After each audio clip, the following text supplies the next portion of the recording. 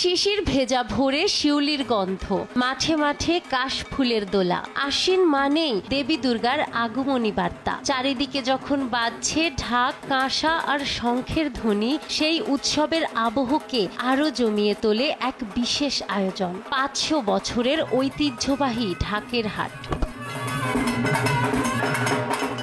বাংলাদেশের একমাত্র এই হাট বসে কিশোরগঞ্জের কটিয়াদীতে। নাম ঢাকের হাট হলেও এখানে বিক্রি হয় না বাদ্যযন্ত্র।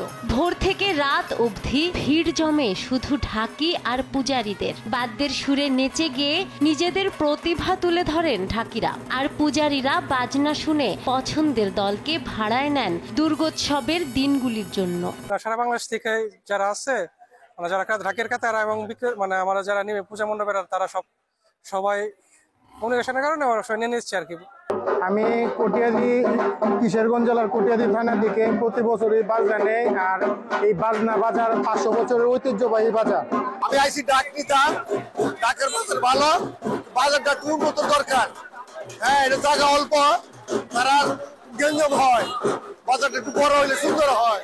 ঐতিহাসিক সূত্র বলছে 16 শতাব্দীতে স্থানীয় সামন্ত রাজা নবরঙ্গ রায়ের হাত ধরেই এ হাটের যাত্রা শুরু। সেরা ঢাকিদের খুঁজে বের করতে তিনি বিক্রমপুর পরগনা থেকে দল ডেকে আনেন। পুরনো ব্রহ্মপুত্র নদের তীরে জমেছিল ঢাকিদের প্রথম আসর। সেখান থেকে সূচনা শতাব্দী প্রাচীন এই আয়োজনের। এটা নবরঙ্গ রাজার আমল থেকে চলে আসছে ঢাকের বাজার।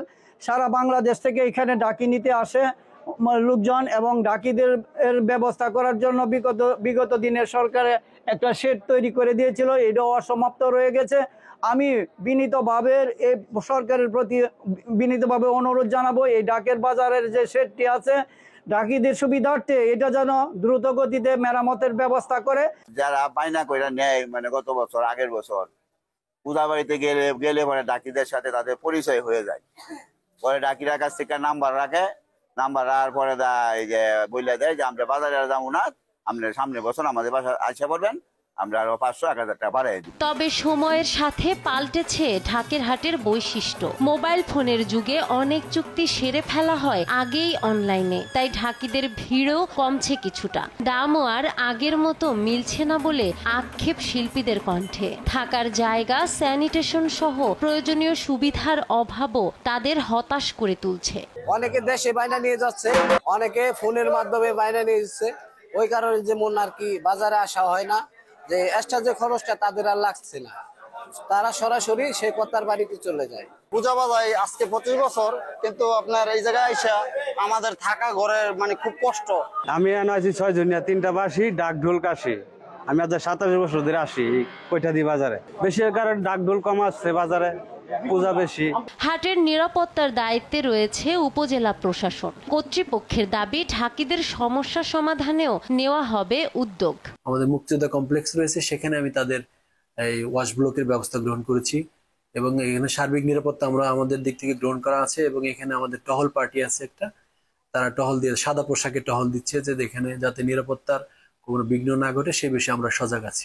নানা প্রতিকূলতা সত্ত্বেও ঐতিহ্য আঁকড়ে আজও বাজছে ঢাক, কাঁসর, বাঁশি আর খঞ্জরি। পুজো শুরুর আগের রাত পর্যন্ত চলে এই হাট। ধর্মীয় উৎসব, লোকায়ত শিল্প আর ঐতিহ্যের সেতুবন্ধন এই ঢাকের হাট শুধু পূজার জন্য নয়, হয়ে উঠেছে বাঙালির সাংস্কৃতিক ঐতিহ্যের জীবন্ত দলিল। নাহার বৃষ্টি, নিউজ ডেস্ক, দেশ টিভি।